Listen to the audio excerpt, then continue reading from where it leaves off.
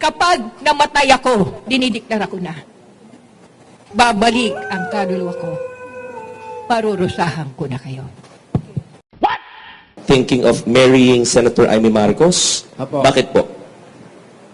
Kasi si Chris Aquino lagi siyang wala, nasa nasa ibang planeta, hindi ko alam kung nasa ang planeta siya Kaya pakakasalan ko na lang si Amy Marcos. Hapon po sa inyong lahat. Ikatlong beses ko na itong pagtakbo, senador ng ating bansa. Napakatapang po. Sabi mo ng napakakapal ng mukha. Kahit laging idinidisqualify ng COMELEC sa pagiging mahirap. Mingi po ako ng paumanhin kung masyado kong maramdamin ngayon.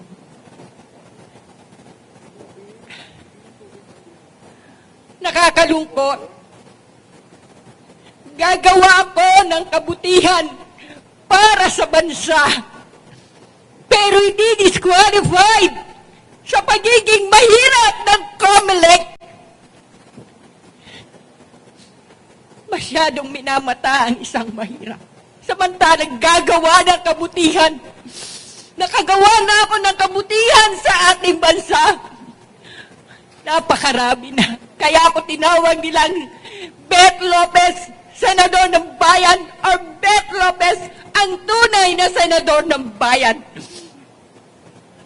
Napakarami na. Pati ang Marawi ay pinakialaman ko para akong presidente, para akong general. Huwag lamang mamatay ang taong bayan. Huwag lang mamatay ang mga pulis at militar sa Marawi na hindi nakita ng presidente, na hindi nakita ng mga senior na general at kung sino pang konektado sa pulis at militar o NBI man. Lungkot na lungkot ako. Ito ang huling pagkakataon na tumakbo akong senador ng ating bansa. Pero, siguro naman sa pagkakataong ito, ay patatakbuhin ako ang senador ng COMELEC.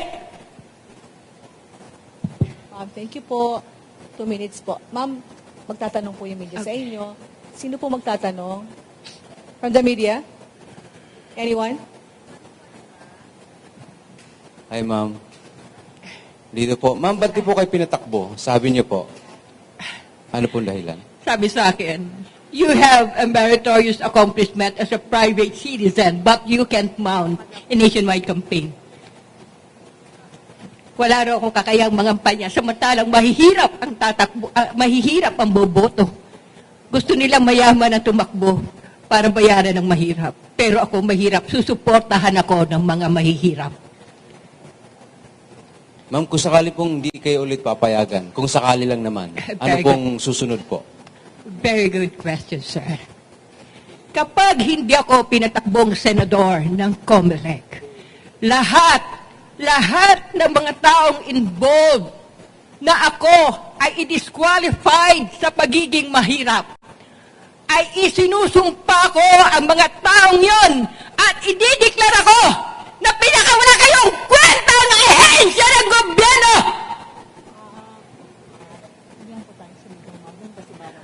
Emotional lang, ma'am. You have to understand that situation dahil hindi ako pinatakbong senador samantalang gagawa ko ng kabutihan sa ating bansa. Actually, sir, ma'am, I hate politics. Now, sino ngayon ang gumawa ng paraan para pumasok ako sa hindi ko gusto? Diyos. Diyos ang gumawa ng paraan para hindi ako tumakbo.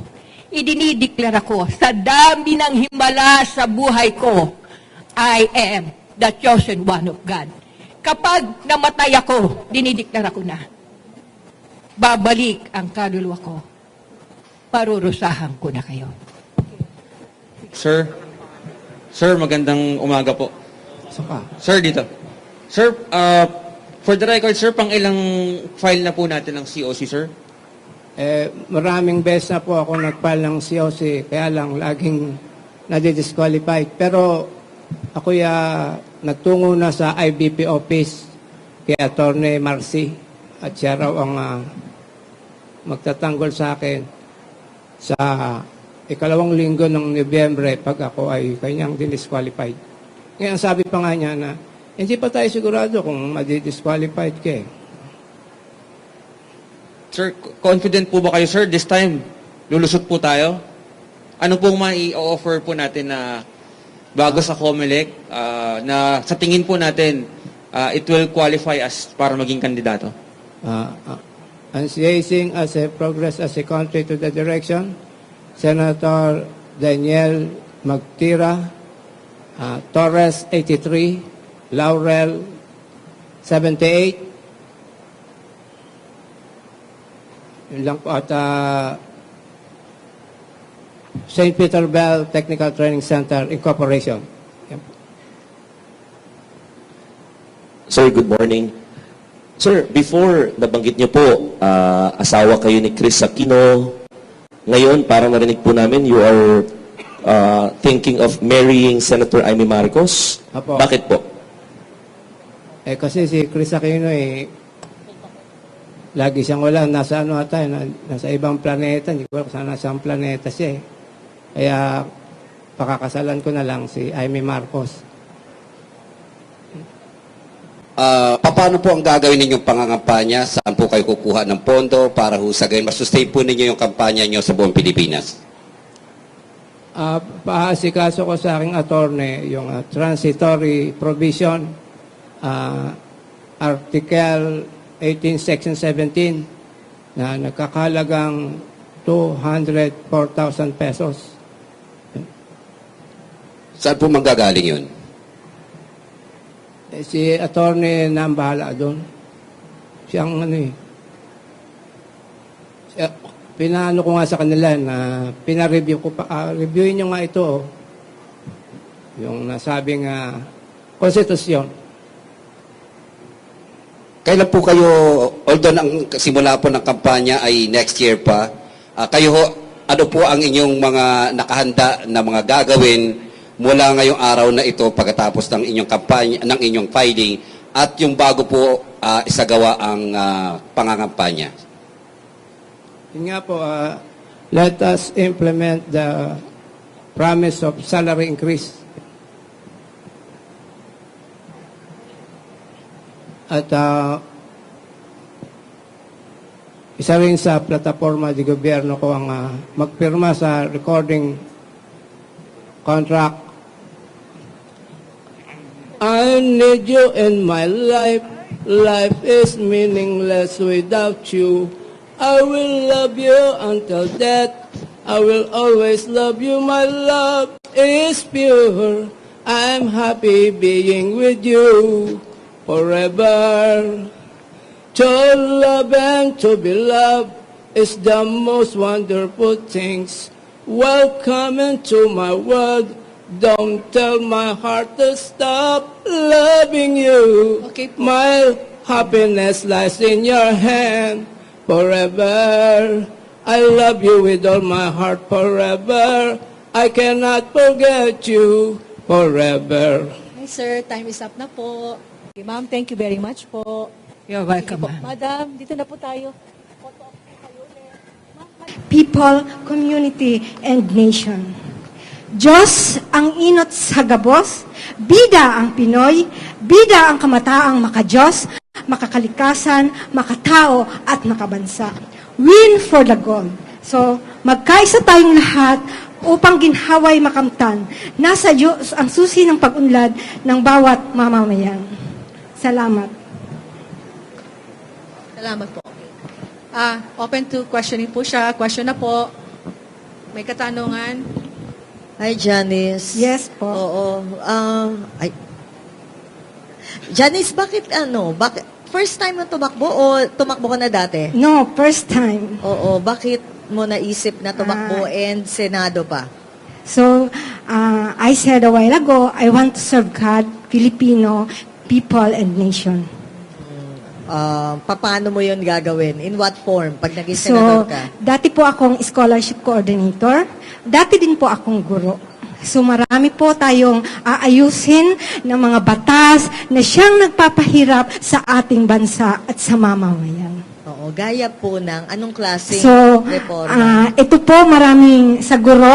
So, maraming guro na nahihirapan talaga sa mga learning materials kasi maliit nga ang sahod nila. So, kailangan mataasan, lalo na ngayon, pataas ng pataas ang bilihin. So, ano ang dapat gawin ng gobyerno? Pag ganon, dapat, di ba, may automatic na batas na tumataas din ang sahod ng mga kawani sa publiko at sa pribado. Meron pa po ang tanong? Okay, sige, go ahead. Yung microphone, please, pakipasa na lang. Thank you. Hi, Ma'am Janice. Are you running under a party list or independent? No, independent. From may area, saan po kayo, taga saan po kayo? Bicol Region, Ligao City. Go ahead. Meron pa? Check. Yes, please. Wait lang. Ma'am, we just know your profession now. We know that you're a former scholarship coordinator and teacher. I am licensed professional teachers. Hanggang ngayon po, you're still teaching. No, I'm not teaching anymore. Apo. So, ngayon po, ma'am, ano pong pinagkakaabalahan po ninyo? Ay, yun nga, itong pagtakbo ko sa Senado, ang pinagkakaabalahan ko. This year po, nag-start na po kayo mag-prepare for... Ano? Of course, pahinga muna para pag, in case na nanalo, syempre, stressful. Marami kasing aayusin, di ba, na problema. Alright. So, when did you stop teaching po, ma'am? Last May, yes. And that is to prepare na po for your Yes, Senate. yes. Thank you, ma'am. Okay na. Ma'am, hello po. Dito po sa baba. Ma'am, dito po sa baba na hindi... Baba po, ma'am. Hindi? Meron po pong katanungan. Yeah. Ma'am, may question po po. Kasi alam naman natin po, nasa social media world na po tayo. Ano pong platform gagamitin ninyo? Meron po ba kayong maaring doon kayo magsasagawa ng campaigning? Paano po kayo? Kasi marami hong sikat ngayon, ginagamit ng SOCMED. Paano po kayo magpapakilala po sa mga tao? Thank Ito you. na lang ang ipapakilala ko ay bida ang kabataang Diyos na makabansa, bida ang kabataang makabansa, makadiyos, makakalikasan, bida ang kabataang makadiyos, makakalikasan, makatao, at makabansa. Ma'am, but ano pong media ang gagamitin niyo? Kasi Kahit sino. Ayoko nang may, kahit sino. Ano ma'am, madaling sabi, anong gagamitin? Facebook, YouTube, Ay! paano kayo magpapakilala? Through Facebook, pwede rin. Online, live stream, ganyan. Thank you po.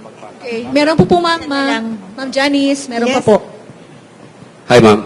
Yes. Magandang umaga po. Michael Rogas po from Radyo Pilipinas. Sa kasalukuyang mga trabaho ng mga guro Yes. at yung kasalukuyang benepisyo na kanilang natatanggap, ano po doon ang nais po ninyong tutukan? Ay, kulang na kulang kasi talagang maraming kulang kasi yung imagine ka, yung guro, 'di ba, yung sinusweldo nila ay kinukuha pa nila para yun sa nila pambili ng mga learning materials ng kabataan. So kulang na kulang po. Maliban po ron, ano pa ho yung nais ninyong baguhin sa trabaho po ng mga guro para ma-improve pa yung edukasyon? Para ma-improve ang edukasyon, tanggalin na kasi yung inano ni Vice President Sara Duterte, yung Friday, catch-up Friday. Kasi yun, dapat kasi matutukan talaga ang mga kabataan sa pagtuturo para mapaunlad ang karunungan nila. Kapag ka naging senador ho ba kayo, papayagan nyo rin na magkaroon ng confidential fund ng DepEd? Depende. Sasaya sa atin muna natin kung ano yung confidential fund na sinasabi nila. If in case.